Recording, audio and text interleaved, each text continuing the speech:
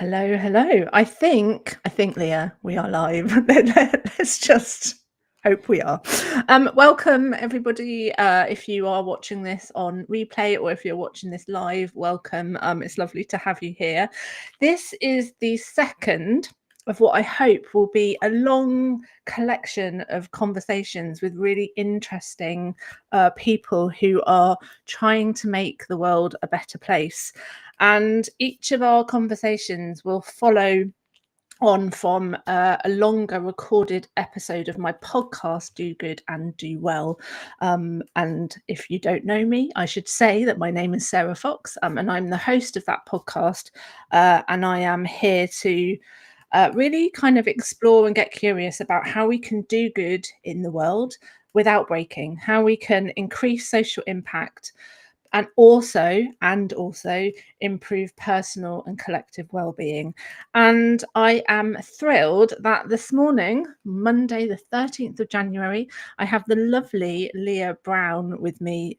So welcome, Leah. Before we get talking about conflict, which is our theme for the day, can you tell us a little bit about yourself? Yes, thank you. And thank you so much, Sarah, for having me. It's great to be here.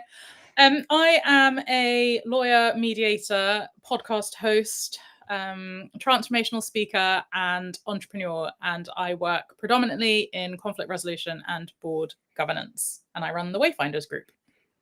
Excellent. Thank you.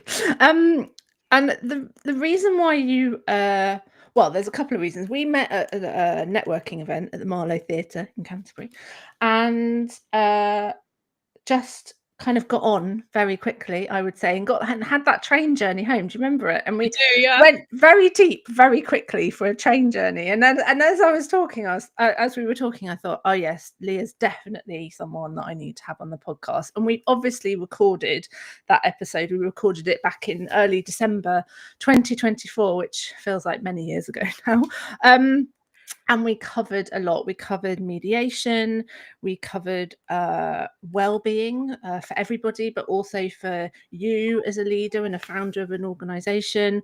We talked about you and your journey to where you are now. We talked about restorative justice and the white paper that you're writing and some of your work in around that. And we talked about conflict. And that's the bit that I really want to dig into a little bit more today. And in the episode, you gave quite a few really tangible, useful examples of how people might find or how conflict might arise in the workplace. And I just wonder, can you share a couple of those now, thinking about, what does conflict look like when we're at work? Well, I suppose the first thing is to kind of break down how conflict comes about in the first place. So usually conflict comes from a breakdown in communication between two or more people. It could be the result of a difference of opinion, or it could be something that's caused by somebody not liking the reaction of another, or perhaps how somebody else is treated. So if you take that into a workplace situation, conflict at work might look like a reaction to the imbalance of power between a line manager and somebody that's working for them. It could look like a difference of opinion across the leadership team. It could look like an argument with an external supplier or a customer on what has happened and who's responsible for fixing it or moving forwards. Or it could look like something a bit more macro. So a question about the company's values, or the ways that decisions are made, or that the ways that responsibility is or isn't taken within the organization. So conflict is pervasive. It's unavoidable. It's a result of our interpersonal relationships. And so wherever you have people, you're likely to experience conflict. And we spend so much of our time in the workplace that, that relational aspect feels really key key to getting stuff done, key to having a healthy work life, home life. I was thinking about, what does it feel like when you when you are in conflict, whatever the reason might be, how do we feel in your experience? What do you notice about that, or what have you felt yourself when you've been in conflict? So I'm writing a book about this very thing, and it's all about the emotional chaos that we experience when we are in a conflict situation. And by nature, we tend to fall into two categories. We either run towards the conflict and we're going to tackle it and we're going to sort it out, or we do everything that we can to avoid being in that situation. That would be me. On the episode, didn't we? Because Yeah. it comes out of your formative experiences and how you experienced conflict as a child, whether that's at home or with your friends or at school. And those really early experiences teach us what feels safe. And so the pervasive situation when you're in conflict is a response to feeling a lack of safety and an uncertainty about how things are going to unfold, how the other person's going to react. You might be surprised by your own reactions. And so a conflict, I think, is synonymous with drama, because it is this kind of uncharted territory. And so helping people navigate that well requires not to be able to predict the other person's responses, but actually to know yourself and to figure out how to find grounding for your nervous system from that place so that you can figure out the best path forwards for you. Yeah, because it can feel like, I'm thinking about my own experiences, that when you know, someone who sort of has spent a lot of their life identifying as a good person, as a team player, as someone people like, where my safety is in being liked, or use. I'm not saying I'm a recovering people pleaser now, but I think because I've become more self-aware, you know, it can feel. I think you're right. There are people who see it. You know, they're thinking long term. They're like, we need to resolve this. We need to figure this stuff out. But for an awful lot of us, it feels quite painful. You know, it can feel quite shameful as well. But I'm supposed to be a good. I'm supposed to be able to get on with everybody. I'm supposed to be able to understand everybody's viewpoint. And you know, I'm thinking particularly of people who are working in the change making space as well, of that in that sector, and it can feel almost like you're failing at something if there is conflict in the workplace. So my professional background is as a lawyer, and now I spend most of my time mediating. And one of the things that I've noticed, that the difference between the two is judgment. And that links very closely to the expectations that we have of others, the expectations that we have of ourselves, but also the lies we tell about ourselves as we've painted a picture of what we should be or ought to be, and then layer those onto whatever situation we're facing. And one of the first things that we do in mediation is we separate the person from the problem and accept people for who they are, where they're at, what they've done, so that that doesn't form part of the decision-making process. We always say we're looking forwards. We're not focusing on what has happened. We're trying to help you work out what you need going forwards. And that might be support in the conflict.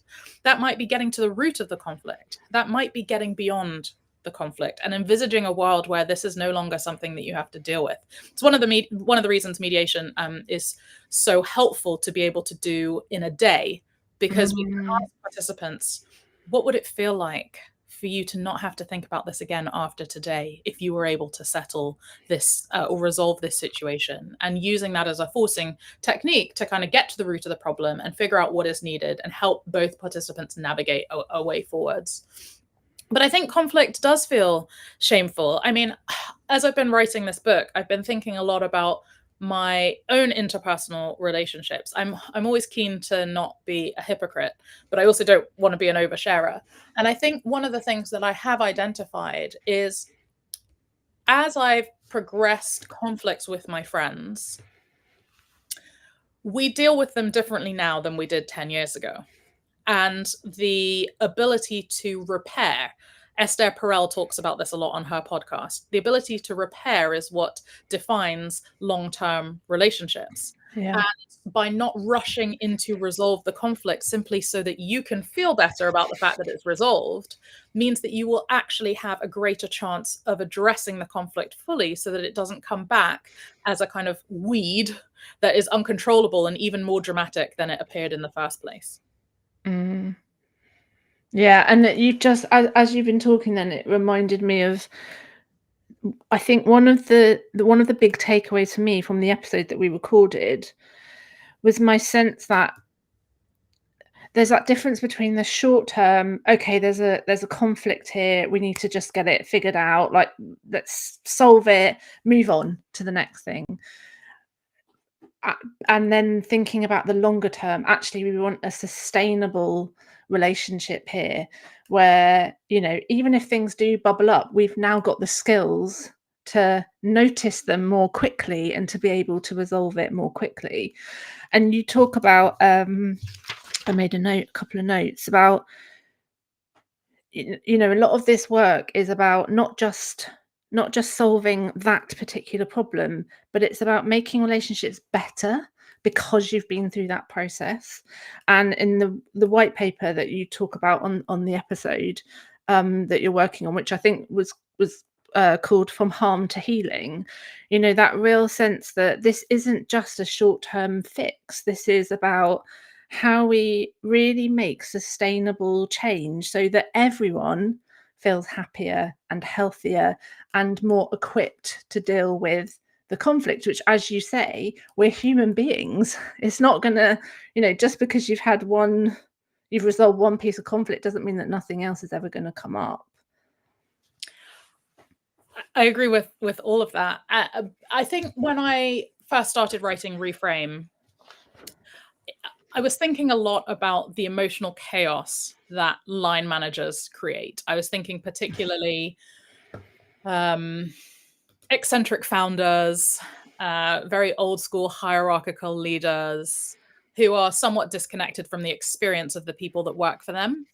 And how do people in their workplaces navigate being managed by them or being delegated to by them or being to some degree responsible for them and their reactions? And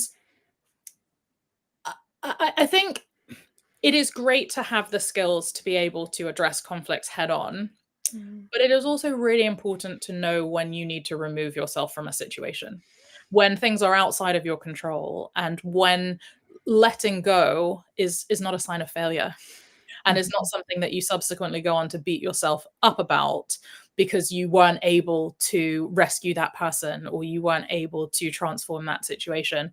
And I think that is one area in which conflict can be really challenging, is when people are unhappy in a work environment and continually are facing conflicts. And the root of that might not be what the conflicts are about. It may simply be a values mismatch. Yeah. And so I think being curious about that conflict and figuring out what is going on for you in it, and has this happened in this forum before? Has this happened in other places before? To help you try and identify what is really going on here so that you can make educated decisions from that point is a process. And that's a lot of what I'm writing about and thinking about at the moment.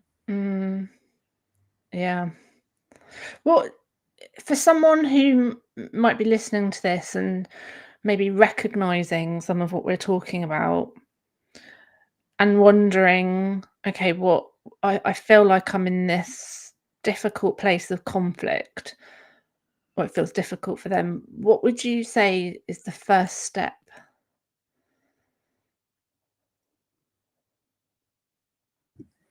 Don't react. Seriously, take time to process. Don't respond. Don't do anything, and don't let that be a burden for you. Oh, you know, I haven't responded, so that might make me seem guilty, or they're going to infer X or Y from my behavior. No, no, no. Number one, what is going on for you? Center yourself. Sleep on Mm, it. I know there are a lot of married people, and I'm not yet married, but there are a lot of married people who say, don't go to bed angry, you know, resolve all your conflicts before you go. There is so much value in sleeping on a dispute mhm, because you need time to reflect on how angry you are, why you are angry, who it is that's making you angry. It might not even be the person that you're angry at. And you can save yourself a wealth of drama by taking that extra time. In the same way that when you're sick, you know, the second you feel better, you're supposed to take an extra day off work before you go back so that you don't relapse. And it's a similar idea, I think, because conflict is so emotional and it's so intrinsic to our previous experiences up until this point in time, that there are many things that are going on for us in the conflict at that point. And it sometimes the conflict can be the thing in our life that pushes us over the edge. And but for the other things going on in our life, there wouldn't even be a conflict. And so I think step one is don't react and take time to figure out what is going on for you. Because when you're in that emotionally charged place, you can't see anything but that emotionally charged place. And that's not going to help you move forwards. Yeah, I agree. I think taking that time to regulate your nervous system a little bit, going for a walk. As a parent, I know that I've learned to not engage with conflict so quickly. But to sometimes, it's enough to say, do you know what? I think we should just take a minute or longer, let's just separate for a bit so we can calm down and then we'll come back. And we can then have that discussion. That it feels really important. And I've been thinking about, as you've been talking, a couple of clients that I've been working with recently, where the theme of how they feel perceived by others is coming up, and and how that influences their behavior, because they want to be seen to be doing the right thing, to seen to be resolving, to be seen to be whatever. And actually, taking that moment to just stop and really think about what's true here, what is true, and what's the story that I'm making up, and how do I want to intentionally move forward rather than be driven by scripts that we have in our brains that are telling us we're going to be safe if we do it that way, but probably not going to be. I think it's so challenging to guess how other people see us and what they think about us. And it's so much more informative to just ask. One of the things I love about mediation is that there is an opportunity to say to somebody, well, how do you think they feel about you? And how would you feel if you found out that that wasn't true? And would you like to have a conversation with them about this? And how do you think they would feel if they knew that you thought that they thought that about you? And that's not obviously the best framing of that question, but so often, particularly with executives, they just have this idea of themselves and this idea of other people that is not only manifestly untrue, but it is counterproductive. And sometimes it is because they want to be seen in a particular way. Sometimes as we said at the beginning, it's just a total misunderstanding about something that was said in a meeting that had nothing to do with them, that they've taken on and believed about themselves. And that shedding process to focus on what is actually true here, and how can we reset this relationship in a way that it's built on what is, not what could be, but what is. And that has been so helpful for restoring relationships around a board table, because nobody has to pretend anymore. Yeah, and I notice a lot that there's a lot of people feeling they almost expect others to mind read. I expect other people to know how I feel. I expect other people to know that I meant this way and I wasn't malicious. They should know. They should just know. And it's like, well, that's a lot of pressure, isn't it? To just imagine that everyone's going around sort of doing that work. And conflict is about communication. It is about assumptions and about communication. And I think so many times I'm sitting with somebody and I'm saying, but did you say that to them? What did you say to them? And then they'll recount what they said. And I said, okay, so you've said this, but you want them to know this. But those two things are diametrically opposed.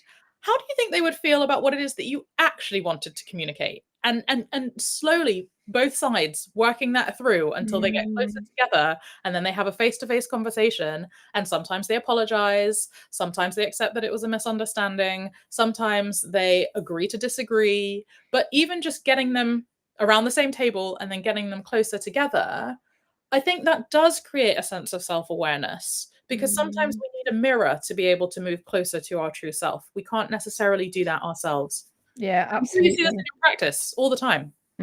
Yeah, yeah. And actually what you've just said then is something that you were talking about a lot, in that, conflict, I think you said something like the main cause of conflict is communication, or a challenge with communication. And yeah, it is. I do see it a lot. I'm wondering, so thinking about the episode, I sort of shared what came up for me, which was about that it's longer term, it's about really healing, it's repairing, uh making sure relationships feel deeper and stronger. Um, what for you came up when we recorded that? Anything? It was really interesting to hear it back this morning. And I think I was just surprised afresh at how universal this is. I think one of the reasons that we bonded in the first place was because of the similar stages of our professional journeys and embarking into the unknown and constantly meeting new people and trying to find a refuge in a time of chaos. And I think when you do this communication and facilitating difficult conversations and sitting yourself in the middle of conflict all the time, these skills seem very obvious and second nature. But I think as I listened to the episode, I realized that it's one of the privileges of this work is realizing that actually people find this really difficult. Mhm. And there are so many opportunities to impact people's lives for the better by equipping them with these skills, which ultimately is about demystifying the fear of engaging with conflict in the first place, making it a safe experience for them to be themselves and to discover more of themselves and to find freedom for themselves in conflict. And I I don't know, I think this emphasis on healing and harm repair and trust, rebuilding Mm. trust in conflict are such simple concepts and yet so hard to do. And I think for me, I was struck afresh by how simple it all sounds, but how in practice it is a slow, long work that is not a quick fix, that is a process that you have to commit to over a period of time. And you have to be ready to do that. You can't Mm. click your fingers and say, right, I'm going to jump straight into this and then it'll be fixed tomorrow. There's a lot of emotional engagement that is required, and Mm. there is a vulnerability and an openness that is required to get better at conflict. Yeah, just as you said, vulnerability, I was writing that word down. I talk a lot about, I train new coaches and remind them often, also remind myself often that when we put ourselves in a place of being coached or working with a mediator or anything like those kind of things, therapy, we are in a very vulnerable space and it can feel really awkward and really silly when we say stuff out loud and so shameful sometimes. It can be so uncomfortable. And it's funny, isn't it? We even though we know that, a lot of us will stay in that discomfort because we understand that discomfort, but the resolving conflict bit, we don't quite, oh, that feels weird, so I'll stay here. Um, and so, yeah, that reminder that you have to be ready to do this stuff. You have to be open to saying the silly stuff out loud and being open and honest and maybe willing to hear difficult stuff from other people as well, stuff that you don't want to hear. I don't think the silly stuff is silly stuff though, No, right? it's not. It's No. questions, right? It's like there's no such thing as a stupid question. Yeah. And I think that posture of curiosity, um, what if I could be better at this? Or Mhm. what might it feel like to go into the next situation that is thrust upon me where I'm suddenly in a conflict space with the confidence to know that I can navigate this well? Um, those are the kinds of discoveries and light bulb moments that I live Mm. for. Mhm. But I also think that a lot of the people that I work with are there under duress. They are there because they are part of a group of people that have committed to a process and everybody needs to participate in that. And that creates its own tensions. And I think one of the things about mediation, much like coaching, is that you're always asking for people's permission. You're not moving faster than they can move, and you're not in a Mm. rush. It takes as long as it takes, and that is very different than the mindset of a corporate lawyer. But I think having gone through a huge amount of interpersonal conflict myself, having come from a family environment that was not just rife with it, but it was out of control. And being a conflict avoidant myself and having to unwork a lot of that, so that I could be not just a safe person for safe people, but a safe person and safe space for unsafe people to not be triggered by my own experiences or things that I had encountered, or is part of that kind of therapeutic responsibility, right? Where you have to own your own stuff and you have to be aware of what you're bringing to the table and how you're relating to other people. And it's not a science, I know that psychology is a whole discipline of its own. But there are so many additional factors that impact the way that we show up on a day-to-day basis. And I think if you are somebody who is experiencing conflict or afraid of stepping into conflict, please be kind to yourself. Please be gracious with yourself, as well as, thinking about the way that you're treating the other person and respecting them in that process. But it takes a lot of you in a conflict situation, and don't give that away for free. Is there anything else that you feel is important? I mean, there's lots that we haven't talked about, but in terms of this shorter conversation, is there anything you kind of want to add or offer as a thought for people to go away? I think one of the things that I have added into the steps in this book that I'm writing is get a second opinion. You might not want to go to the most trusted person in your life with your most toxic conflict. But you do have people in your life that you trust, and it may not be the person that you speak to regularly, but people love being asked for their opinion, and they love giving their time to help you sort through something. It's a sign of respect and endorsement, and use those relationships to help you navigate some of these things. Because when somebody who knows you and your proclivities and your disposition and knows your values, they might help you get to the root of that conflict a lot faster than you stewing in your house in a room alone will. But also another perspective on how you are seeing things before you go into that conflict with another person can be immensely helpful. Yeah, agree. Yeah, gather those people around you that you really trust and can support you. And give them permission. And give them permission. Yeah, exactly. Or if you just want someone to listen to you going, and you don't want any advice, ask them for that. Communicate. Communication. Yeah, exactly. Leah, thank you. I have really enjoyed this conversation. If you would like to listen to the episode that we recorded, there is a QR code on the screen. You can go and listen now. And there's lots and really interesting stuff about Leah's work in restorative justice as well. So go and have a listen. Thank you, Leah. It's been really great. Bye. Oh, I can't hear you. I think you've muted. Thank you so much for facilitating this conversation. And, we'll catch up soon. We'll catch up. Bye. Oh.